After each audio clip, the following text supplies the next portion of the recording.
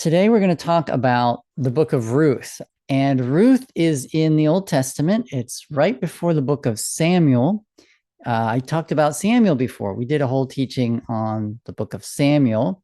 I'm going to do the book of Ruth, which comes after Judges and before Samuel. So this is a wonderful book. See, Ruth is a great character. We have a woman who's the hero. The book is named after her, and she's a Gentile woman. But there's also the character of Boaz, who is a hero of the story. Boaz is an Israelite. He's a good man, and Ruth is a good woman. The two of them get together. There's a romance. So it's a wonderful book. And if you haven't read Ruth in a while, I would encourage you to go ahead and read the whole thing. It's very short. You can read it in one sitting. And there's a lot of depth to it, though. And this is what I want to draw out, because unless we study these things and go deep, a lot of what's going on there is missed by us. And there are several reasons for that. The usual barriers that we have, because we don't know that culture, we don't know the language, and there are features of the language. Most of us are not trained in how to understand literature. The Bible is great literature. I keep saying that. I've said it about Genesis and about Samuel and about Revelation, and I'm going to say it also about Ruth. And it uses literary themes and literary devices that if you miss them, you're missing out on the depth of the story, the meaning, and the relevance for us today as Christians. So I want to try and, break it all down and reconnect us with this beautiful book of Ruth as a great work of literature found in your Bible. Today we're talking about the book of Ruth, the faithful one and the kinsman redeemer. This is my subtitle. And to help us get into the context, place Ruth in its context, here's an Old Testament timeline. So we start with the creation, we go to the call of Abraham, and then to the Exodus. In the Exodus, the nation of Israel was brought out of Egypt into the promised land. And then we have in the entrance into Canaan there, you see that big flag sticking up. In 1406 BC, there was the conquest. They took the land that God had promised to them. And then we begin the period of the Judges. And that's where the book of Ruth is. Here it comes, right over here in the period of the Judges. This is when Ruth takes place. And then after that, we have Israel's monarchy begins. And that was the book of Samuel. Samuel was talking about the monarchy.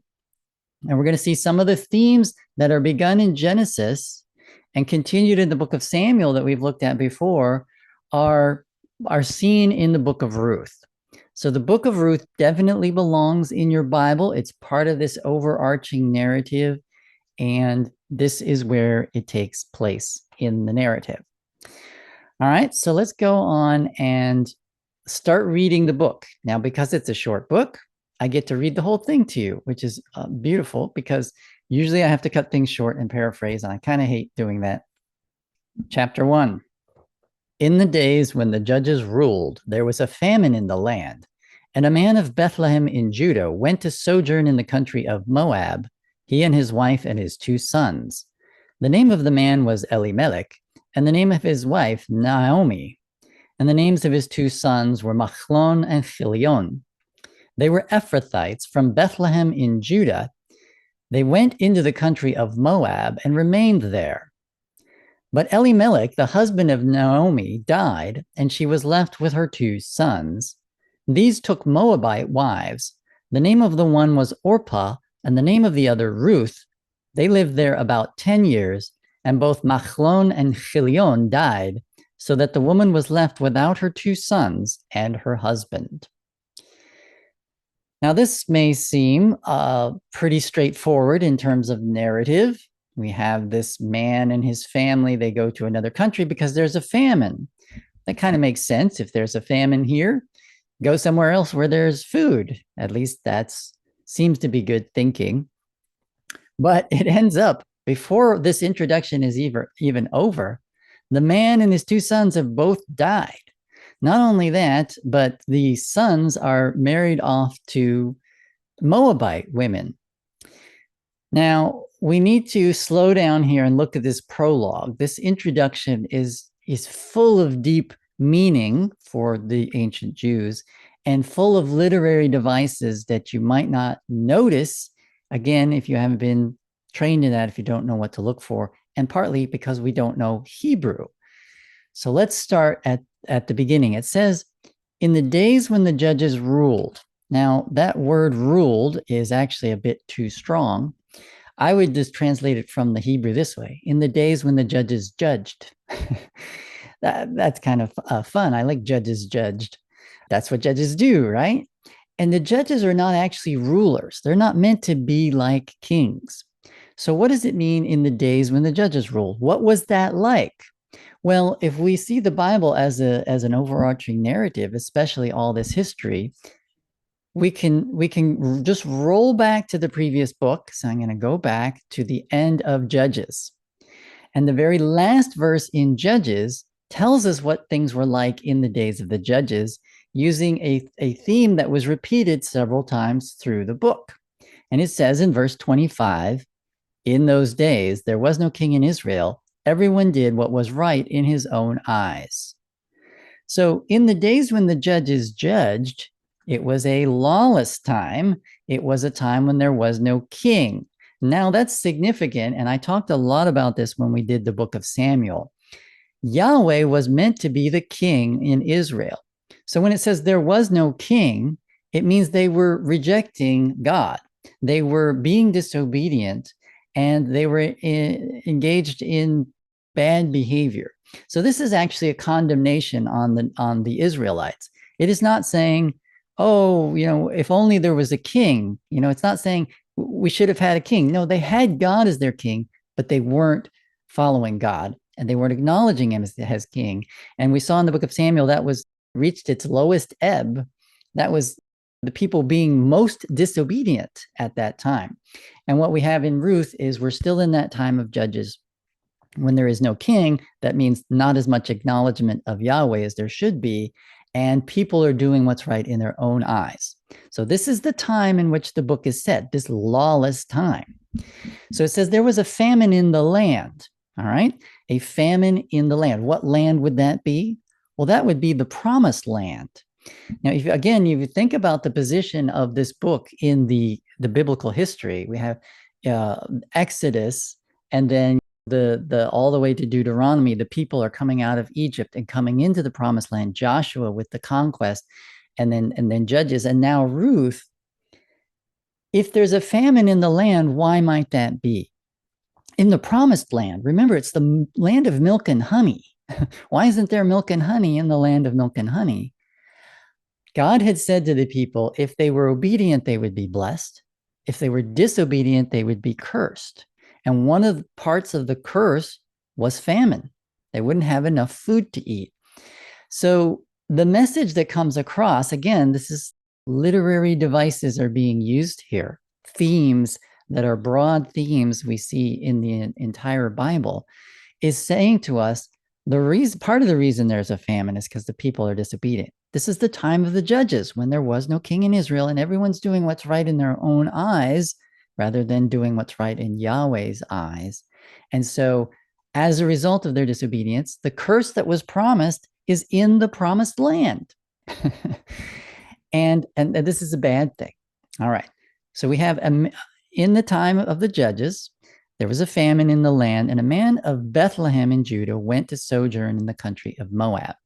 And the name of the man was Elimelech. Now, this all is very important in that the names of the place, Bethlehem, and the name of the man, Elimelech, according to their meaning in Hebrew, are highly significant to the story and to this prologue. So we need to understand what these words mean in Hebrew. Now, if we were all Hebrew speakers, these puns and this wordplay, it would immediately be obvious to you, but it's not obvious to us, so we have to break it down. So let me show you the meaning of these two words because it's very significant. Let's start with Elimelech, the name of the man who's leaving the promised land to go somewhere else because of a famine.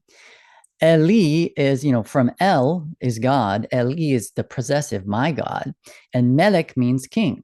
So Elimelech means my God is king. Now, there's a tremendous irony there, and this is a place where the book of Ruth is using dramatic irony.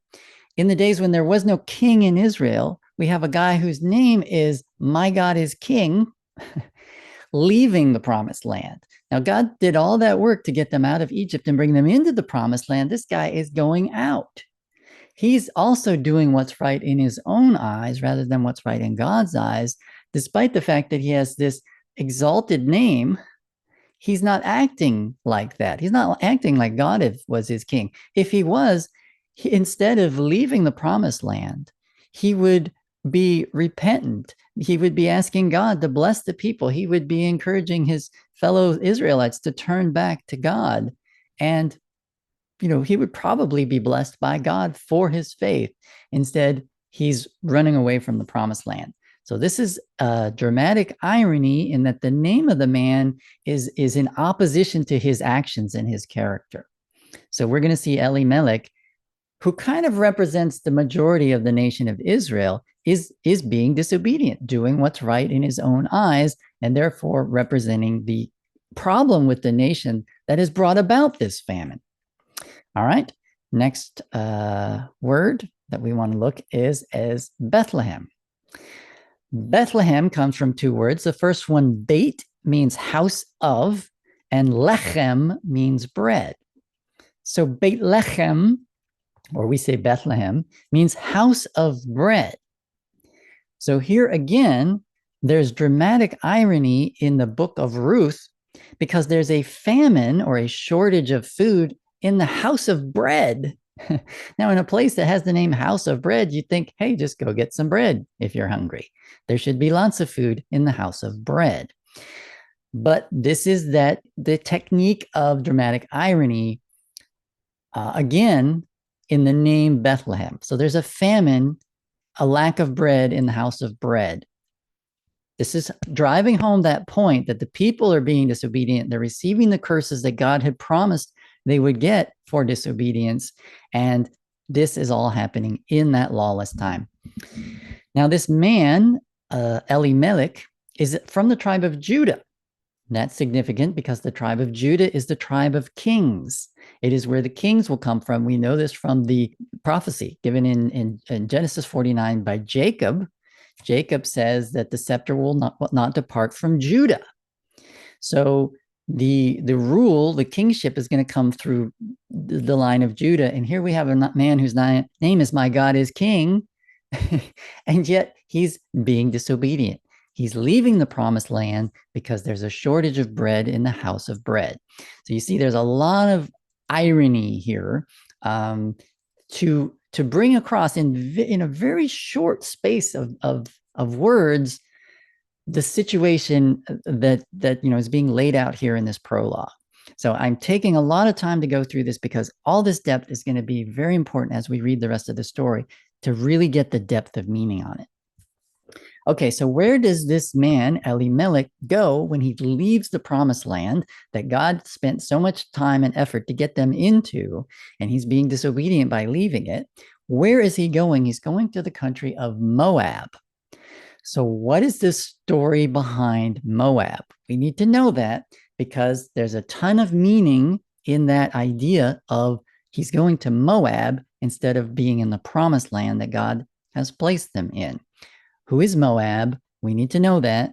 If you were an Israelite and this was your history, it would immediately connect with you. So we're going to go to Genesis chapter 19. Now we have the story of Lot. Remember the destruction of Sodom and Gomorrah. Lot and his wife and the two daughters leave, but the wife looks back and is turned into a pillar of salt. Well, what happens with the two daughters is they seduce their father and get pregnant by him. And what we find here in verse 37, it says, the firstborn bore a son and called his name Moab. He is the father of the Moabites to this day. So this is the place where Elimelech is going with his family into the land of Moab. Moab in Hebrew means from father. So it's a reminder that this was an act of incest. The daughter of Lot has gotten her offspring from her father, which was an incestuous act, a disobedience, and an immoral sexual act. So the Moabites essentially is the tribe of incest, the sons of incest, or children, if you like, of incest. And this is where Elimelech is going. So that's part of what this pregnant meaning in the word Moab is saying.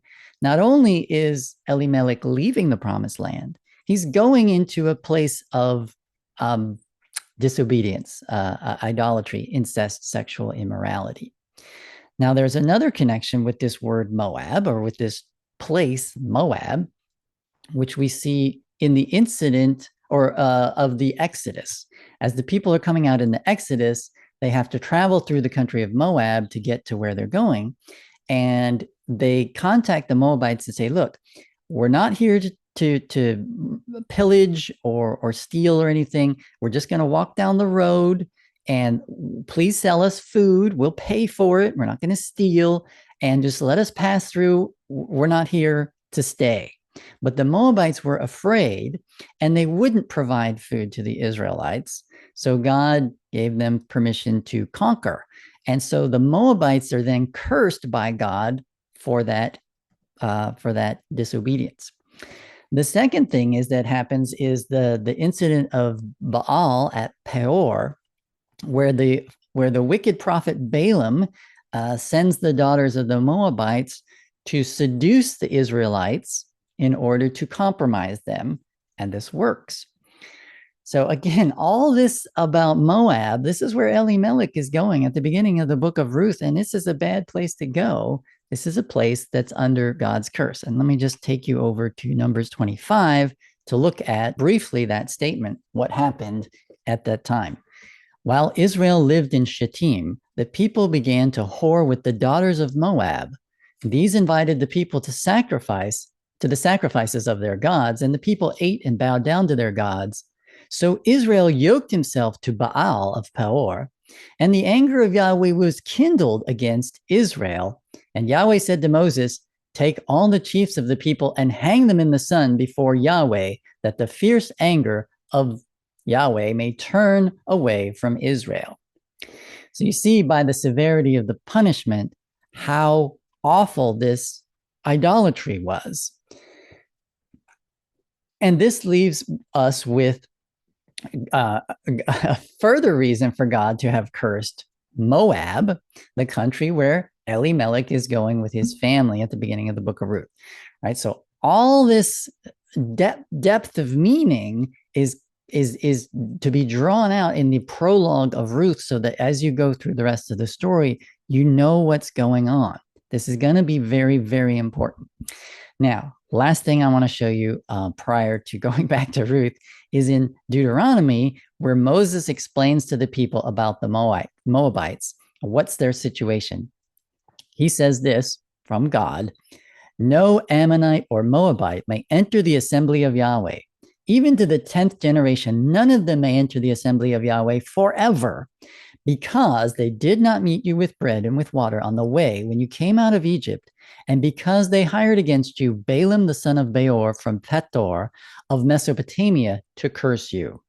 So because of what the country of Moab does, Moabites generally are banned from the assembly. They're not allowed to join the nation of Israel because of all this backstory. So this is what you need to understand when we get to Ruth chapter 1, and Elimelech takes his family to this country, which is under this curse, and allows his sons to marry daughters, the daughters of Moab, right? What did we just read? Israel whored with the daughters of Moab. The daughters of Moab, who are cursed and part of this cursed nation, who's not allowed to be part of the nation of Israel. This man has allowed his sons to marry in to that cursed tribe. And this is the place he goes after leaving the promised land where God has promised his people should be.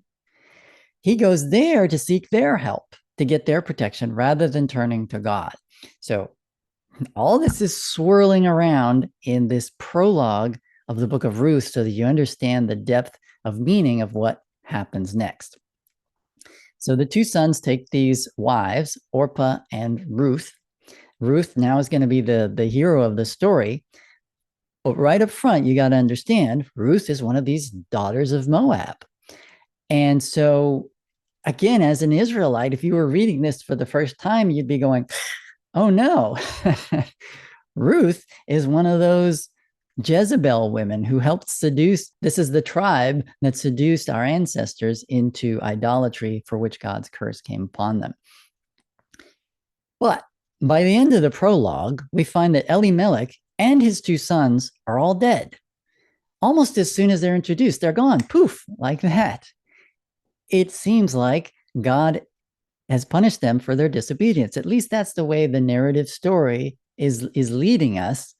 This disaster comes on this family because they've disobeyed God, because they left the land of promise and went into the land of the cursed place and took wives. Now, another thing, when we talked about the sons of God in Genesis chapter 6, I reviewed with you some of the problems where the many places where Israel mixed with other nations by marrying their sons to their daughters, right? Let me just review that quickly, because this is one of those Genesis themes that's now showing up in the book of Ruth. We had Moses giving them a prohibition in Exodus. We had that incident at Baal with the worship of Baal at Peor. I just read you. Moses again gives them a prohibition in Deuteronomy 7. After Joshua dies in the time of the judge Othniel, they're marrying foreign wives and receiving God's curse for it. King Solomon's wives turned his heart away and led to the division of Israel and the destruction of 10 tribes. I mean, not destruction, but dispersion, carried away into Assyria and cut off from their heritage. And then even in the time of Ezra and Nehemiah, after the return from Babylon, they're still marrying foreign wives and receiving God's curse.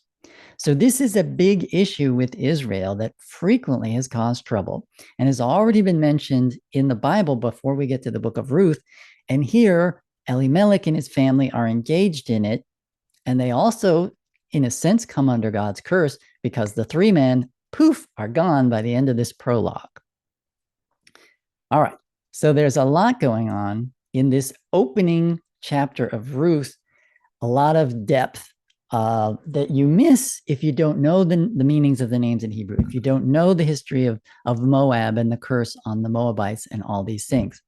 So what I've done is I've rewritten the opening, putting in those pieces that I want to draw out and help you understand, so that in a way you'll get more of the impact that the original audience would have gotten, because the meaning is found in what the original audience would read. So now I've updated it for you, and hopefully this will make more sense of this literary opening.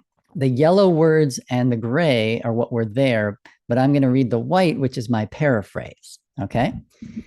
In the days when there was no king in Israel and everyone did what was right in their own eyes, there was a shortage of bread in the promised land, and a man of the house of bread in Judah left the promised land to live with and be dependent on the country of the sons of incest, he and his wife and his two sons. The name of the man was My God is King, and the name of his wife Pleasantness, and the names of his two sons were Machlon and Chilion. They were Ephrathites from the house of bread in Judah of the promised land. They went into the country of the sons of incest and remained there. So hopefully that reading will give you more of the impact that would have been felt by the original audience. You see this dramatic irony between the days when there was no king and this man whose name is My God is King. He's leaving the house of bread because there's no bread in the house of bread, and he's going to the cursed land of the incest people instead of staying in the promised land with God. So this is what's setting up the story of Ruth as we move forward. Even that Ruth is one of these daughters of Moab is an immediate, like a problem. It would seem to be a problem.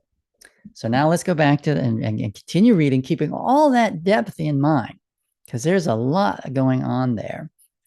And let's pick up the story now in verse 6, after the three men are dead. So the woman, that is Naomi, was left without her sons, without her husband. And so here's what happens, verse 6. Then she arose with her daughters-in-law to return from the country of Moab, for she had heard in the fields of Moab that the Yahweh had visited his people and given them food. So she set out from the place where she was with her two daughters-in-law, and they went on the way to return to the land of Judah. But Naomi said to her two daughters-in-law, "Go, return each of you to her mother's house. May Yahweh deal kindly with you, as you have dealt with the dead and with me." All right, I want to stop here because we're already seeing some important issues. Naomi, having lost her husband and her two sons, is reversing the direction that Elimelech took the family. He took the family out of the promised land and into the land of incest. Naomi now is reversing that, which is a good thing. She's going back into the promised land, just like the Israelites came up out of Egypt and they went into the promised land. Naomi is retracing the steps of her ancestors. She's doing what an Israelite should do. She's returning. And that word return in Hebrew is also sometimes used of repentance. To return, to turn back to God is a form of repentance. So she's doing the right thing, at least in going back to the promised land. And the part of the reason she's going back is she has heard that God has visited his people and given them, now in the ESV it says food, but you'll understand what that really says in Hebrew is bread. So God has given them bread, again in the house of bread, when there had previously been a shortage or famine in the house of bread. So this again drives home that literary device that's being utilized here, the idea of the house of bread being out of bread. Now there's again bread in the house of bread. And as Naomi reverses the direction, repents of her husband's disobedience, it's almost as if the land responds by producing a blessing to her. But that's exactly what God had promised. All right, so they're going back to the land of Judah. She's leaving the land of incest.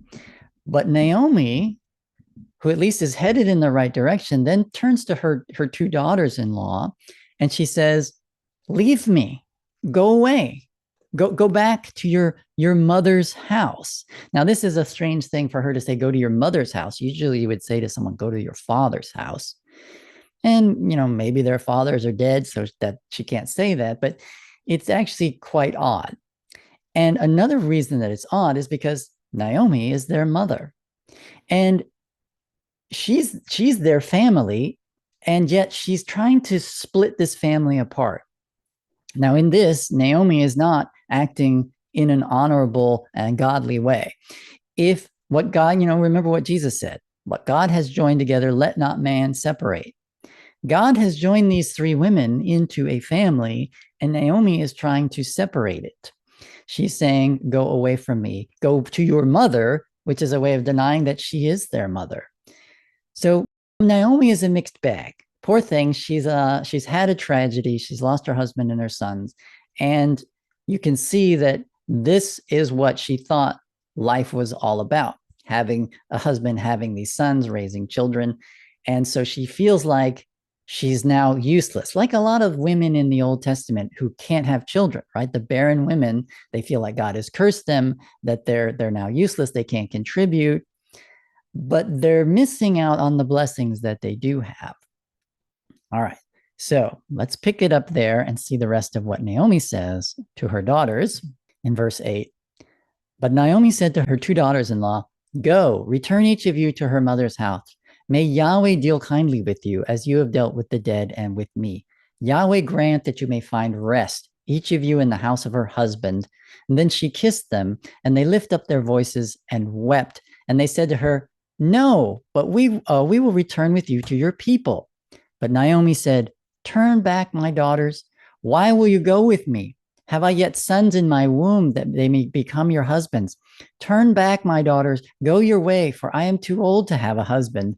If I should say I have hope, even if I should have a husband this night and should bear sons, would you therefore wait till they were grown? Would you therefore refrain from marrying? No, my daughters, For it is exceedingly bitter to me for your sake that the hand of Yahweh has gone out against me. Then they lifted up their voices and wept again. And Orpah kissed her mother-in-law, but Ruth clung to her. And she said, see, your sister-in-law has gone back to her people and to her gods. All right, let me stop there. This is the speech that Naomi gives in her grief and despair. Now notice she says, it's exceedingly bitter for me. This is going to become important, this bitter. And she says that the hand of Yahweh has come against me. Naomi sees herself cursed by God. What she doesn't see, and if we take the whole Bible context into account, she doesn't see that it's because of her husband's disobedience that they were cursed, as God had promised, for leaving the promised land, for going to the land of incest, for not staying and repenting. That's the reason that the curse came on them. So she's blaming Yahweh. She's kind of like Job. Remember Job, when bad things happened to him? He's like, God, why have you done this to me? Well, no, God hasn't actually cursed Naomi. And Naomi is seeming unaware of the blessings that she does have. She has these two daughters, and yet she's telling them, go away. And it's ironic, as I was saying, she calls them daughters. She says, go to your house of your mother. Well, if they're your daughters, you're her mother. And if you really wanted the blessing for them, you would also take them to the promised land. You would also tell them, let's go to the land of Yahweh. Let's ask Yahweh for protection. Instead, she says, go back to your gods. Go back to the gods of Moab. Well, that wouldn't be what was best for the two daughters. So she gives this speech about how she can't have more kids. She's basically saying, if you follow me, you will not find a husband as a result. Well, it turns out by the end of the story, the end of the book, that she's wrong about that, because in following her, Ruth does get a husband, and a really good husband, and is blessed to come under the protection of Yahweh, the God of Israel. So, of course, Naomi is just, she's in this despairing condition, and she's saying bad things, dumb things, but you can understand, out of grief, we do irrational things. We all do that. Orpah is convinced to leave. She goes off. But what happens to Ruth? This is where the story takes an important turn. Naomi says to Ruth, see, your sister-in-law has gone back to her people and to her gods. Return after your sister-in-law. But Ruth said, do not urge me to leave you or to return from following you. For where you go, I will go, and where you lodge, I will lodge. Your people shall be my people, and your God, my God. Where you die, I will die, and there I will be buried. May Yahweh do so to me, and more also, if anything but death parts me from you. And when Naomi saw that she was determined to go with her, she said no more. So Ruth shows herself to be a woman of great faith and loyalty. She makes an oath of loyalty to Naomi that is absolutely beautiful. She commits her whole life to this family that she's been joined to, and even to Naomi's people and to her God, Yahweh. She invokes the name of Yahweh to swear an oath, to call down a curse on herself if she goes back on this oath. She makes the kind of commitment that we would love to see all people make to their family, to husbands and wives, mothers and fathers, to their children, and children to their parents. How beautiful would it be if everyone could be this faithful to their own family? It's a beautiful example of Ruth, and we see that this daughter of Moab is a wonderful, faithful, godly woman. And not only that, she recognizes something about Yahweh. How does she know about Yahweh? Well, in the prologue, those first two verses, where Elimelech and his two sons are quickly introduced and then killed off, there's no mention of God, no mention of Yahweh. But as soon as we get to verse 6, when Naomi has heard about Yahweh visiting his people, we see the name of God appears for the first time. And Naomi, when she speaks to her daughters, she says, may Yahweh deal kind with you. She invokes the name of Yahweh. Yahweh grant you rest Remember, rest is something that we're all waiting for. That's another theme from the book of Genesis. So Naomi, even though she's doing certain bad things, she does know God, and she is a Yahweh follower and worshiper, and she does invoke Yahweh.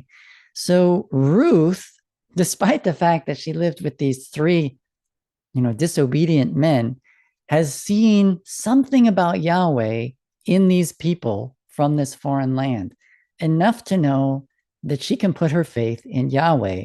And so she's willing to become a Yahweh follower too. That's just amazing. She hasn't seen anything really dramatic. Think about Rahab the prostitute. She says, we heard about all the great things that your God Yahweh has done in bringing you out of Egypt. Think about the parting of the Red Sea and the 10 plagues and the destruction of their enemies. And so Rahab has heard about these great miracles. But what has Ruth seen?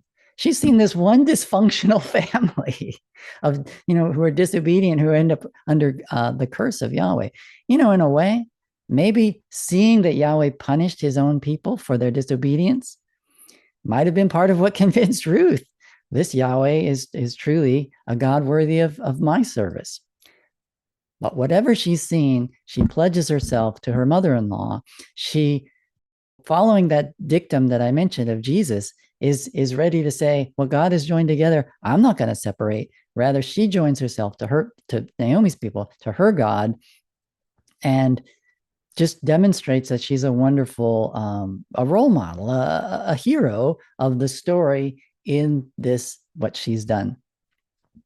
All right, back to the story. When Naomi is convinced that Ruth is not going to give up, she accepts her. Verse 19. So the two of them went on until they came to Bethlehem. And when they came to Bethlehem, the whole town was stirred because of them. And the women said, is this Naomi? She said to them, do not call me Naomi, call me Mara, for the Almighty has dealt very bitterly with me. I went away full, and Yahweh has brought me back empty. Why call me Naomi when the Yahweh has testified against me and the Almighty has brought calamity upon me? So Naomi returned, and Ruth the Moabite, her daughter-in-law, with her, who returned from the country of Moab, and they came to Bethlehem at the beginning of the barley harvest. That's the end of chapter 1. Okay, so you see a lot of the themes that are introduced in the prologue come to fruition here by the end of the first chapter. They return to the house of bread, Beit Lechem, and there's a harvest going on. There's a bounty, a plentifulness at the very, and that's the very last verse in the chapter, right? They returned to the house of bread at the time of the harvest. What was the very first verse? It says there was a famine in the house of bread. And in the very last verse, there is bounty, there is abundance in the house of bread. Why might that be? Again, given the literary devices that are being used in the book, the famine is causally linked to the disobedience of Elimelech. But the return of Naomi back to the promised land is linked to the bounty, the abundance, the blessing. So cursings for disobedience, blessings for obedience, as God had promised to this people, are seen in this narrative structure in the literary device, at the beginning and at the end of chapter 1 as these kind of bookends. So this is you see the great masterpiece of literature that this is. It's using these techniques. All right, so they come to Bethlehem, and the whole town is stirred up because they're surprised to see Naomi back here. Now, her name Naomi in Hebrew means pleasantness. And they say, is that you, Naomi? And she says, don't call me that. Don't call me pleasantness. Instead, call me Mara. Mara means bitter. So she says, call me bitter or bitterness because Yahweh has been bitter with me. Again, she blames God for her calamity. But that's not really appropriate. At least, though, she's connected with God. Like Job, she's kind of struggling. Naomi is this human character. The thing about Naomi, she's like us. She's got flaws. She's broken. She's struggling. she's having issues. She's fighting with God, wrestling with God the way Job does. Ruth, on the other hand, being the hero of the story, nothing bad is ever said about her. She's kind of this hero held up as as an example and a goal to shoot for that most of us can't actually hit. Ruth does the right thing in all these horrible circumstances despite the tragedy. It's a great model and a goal to aim for. It's kind of like Jesus, right? We all want to be like Jesus, but none of us can achieve that. It's just a goal of perfection that we set our sights on, knowing that we won't achieve it, but just by pursuing it, we'll be better people. And Ruth is like that. She's held up as this exemplar. Naomi is more like the everyman. She's like Job. She's struggling with her faith. She's struggling with blaming God for things that aren't really his fault. And so these are the characters that we meet in this story, and in them we see the narrative unfold and we learn. And this has relevance to us because it's a story with morals. As we say, the moral of the story: don't be like Elimelech. Elimelech has a good name, but he's disobeying. He's leaving the promised land, leaving the house of bread, and going to the land of incest. That's not what someone should be doing. And we can see that as we can make that relevant to us as Christians by asking, well, where is our promised land? Where is our house of bread? It's not a geographical area. It's a theographical area. Jesus is our bread. He said, I am the bread of life, and that you should eat of this bread. Every word that comes from the mouth of God is the bread that we should live by. And Jesus, being our God, come in the flesh, has become for us the bread of life. So the house of bread for us, Beit Lechem, our Beit Lechem is Jesus. And so for us to leave the promised land for as a Christian, or leave the house of bread, would be to leave Jesus. It's a kind of apostasy. And imagine going from Jesus to the house of incest, right? That's the kind of impact that we get from Elimelech's disobedience if we make it relevant to us as Christians. So, part of the moral of the story so far: don't be an Elimelech. Don't be leaving the promised land. Don't be leaving the house of bread. For us, it's, faith in Christ and dependence on Jesus. Instead, Naomi takes the right step in going back into the promised land, back to the house of bread. And there's a blessing that results from that. The harvest is there. God has visited his people and given them bread. So these are the themes that are swirling around in this book. And of course, we see in Ruth an example of the wonderful faith that we should all have in God and Jesus, to be able to say, where you go, I will go, right? That's what a follower does. We're followers of Christ. We should have the same kind of oath. I will die in Christ. I'm not going to drift away. And even if he were to come to me and say, go away, leave, I would say, no, like his disciples, you have the words of eternal life. Where are we going to go? So when Naomi presses her to leave, Ruth doesn't. She stays faithful. And we can think, again, to make it relevant to us as Christians, think of all the temptations that try to drag us away from Christ. They say, oh, you should separate yourself from him. Isn't it too hard to be a Christian? Don't you have to be so good? Aren't you tired of all the ugliness in the world and in yourself? Maybe just give up this whole thing. You see, this temptation to leave that Naomi tempts Ruth with, Ruth says, no, I'm not going to leave. I'm not going to break this, what Yahweh has joined together. And when we come to faith, we're joined to Christ. What God has joined in joining us to Christ, we should not be seeking to break apart. So even in this Old Testament book, when we understand the themes and the principles and all that's going on behind the scenes, we can make it relevant to us and see that it's still teaching us. The Old Testament is not some book that we need to unhitch from our faith. It is still has it's the Word of God, and the Word of God will go out and do what it was programmed to do, and it blesses us. So I hope that as we continue through this book, and what I've shown you already is already a blessing to you, and we're going to continue with the Book of Ruth the next time. I hope it has blessed you, and now I'd like to hear your comments and or questions. I'm liking the Book of Ruth.